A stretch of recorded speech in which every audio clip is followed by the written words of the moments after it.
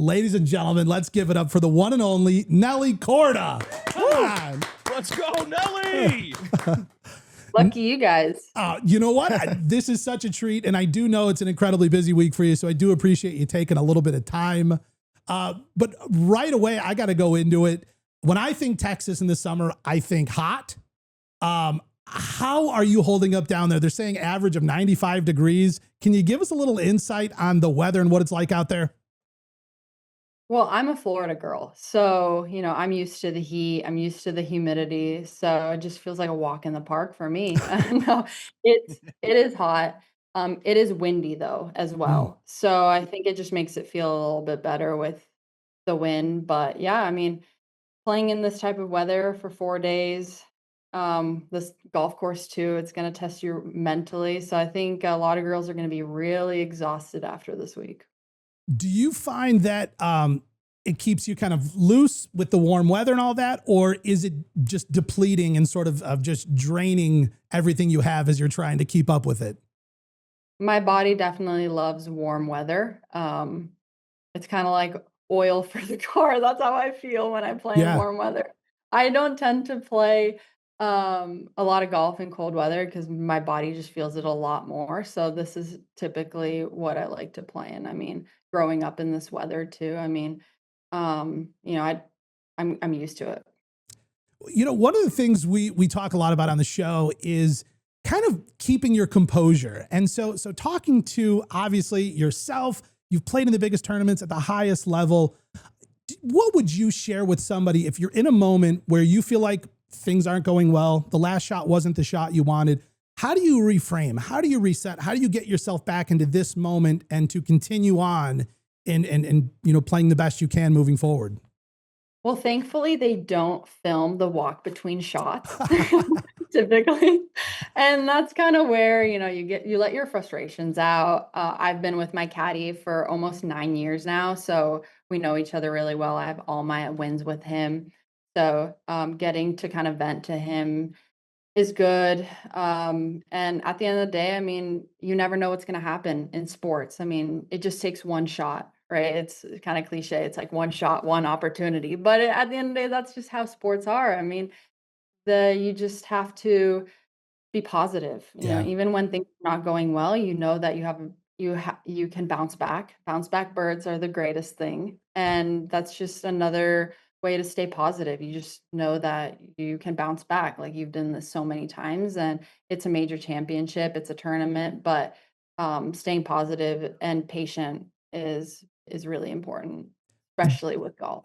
The bounce back bird. I know sometimes I'd be happy with a bounce back par. I don't know, but that's we're on a Yeah. different side of things here. Listen, depending on how your round goes, bounce back pars are good too. Yes.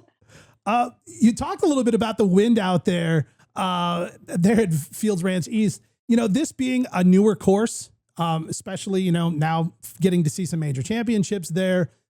What are you seeing out there in terms of the course layout? Are you seeing some things that might play tricky this weekend? What's your sort of take on the setup of this course? Yeah, so I'll start out with like fairways.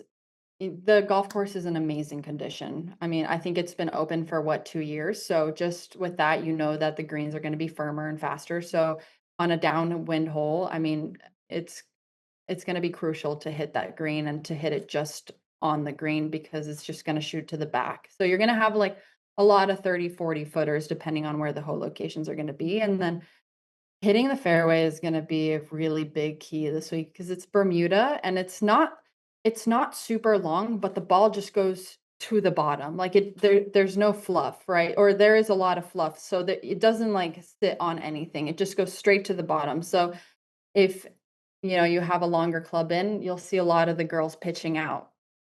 So I think just overall in general, I mean, this golf course, depending on the weather too, I think weather plays a really, really big role out here. It's gonna play really difficult. Mm. Well, there's on the fan side and the viewers, sometimes it's fun to see a little bit of punishment in, a major championship. So I'm not sure how you guys take that, but for us, we love to see a good test. So does it sound like that's what this is stacking up to be? Oh, for sure. I mean, I love when a major championship not only tests your mental, but every part of your golf game. I mean, every part of it. You're definitely gonna have to stay very patient out here just because, I mean, that's just what a major is. And I think that's the best thing about playing in these is you never know what's gonna happen. I mean, last week at Oakmont, Oof. for JJ Spawn to come back, right? After the start that he had, to come back and win, like, you just never know. You can't count yourself out, and you can just tell, like, every part of your game is tested. I mean, you just never know. I mean, with the ending that Sam Burns had, which I know he got a little unfortunate with the water ball too, but it's you just that's what majors are, like, at the end of the day, like, it just tests everything, and you're beat by the end of the week, like, you're mentally so tired, all you wanna do is just sit on a couch for a few days. Watching the guys out at Oakmont, were you enjoying the carnage, or at any point were you starting to sort of feel for them and what they were going through? I loved it. No, I think Let's seeing go. guys struggle like that, the best players in the world struggle, and to see, like, even, like, the outbursts, I mean, f that some of them had because they were just so mentally over it, I think is really fun. Like, obviously, seeing a tournament where it's a birdie fest is a lot of fun, but also seeing a tournament like the US Women's Open, the US Open, KPMG, the PGA, where guys are struggling to make par, is a lot of fun to watch. Makes you appreciate the good golf, makes you appreciate the birdie fests. Yeah, there's no joke to that. I mean, it's true because, and you also realize that, hey, sometimes somebody who's sort of casually playing safe, it turns into like the tortoise and the hare scenario.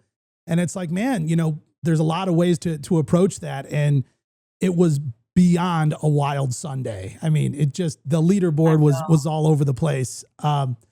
But I gotta, just one more question for you before I let you go. I know you've got an incredibly busy week, but I feel like T-Mobile has been doing a lot of really cool stuff in and around golf and in and around women's golf. Could you just talk a little bit about, what you appreciate about what they're bringing into the game? Yeah, I mean, I'm so honored to be an ambassador for them. It's been 3.5 years now, and to see them elevate the women's game, to give us a stage at the end of the day and to invest in us. I'm just a super proud ambassador, and I can't wait to see where this partnership is gonna go and to see where their dedication to the game is gonna go as well. So I'm super excited to be on Team T-Mobile, and I can't wait to see what's next too. Wow. Well, we can't wait to see what's next this weekend and to watch the golf get underway. So we're going to let you get out of here. We know you've got probably plenty to do, but thank you so much for taking a few minutes with us. Have yourself an incredible tournament and best of luck to you. Thank you. Thank you, guys. Ladies and gentlemen, Nelly Korda. Nelly!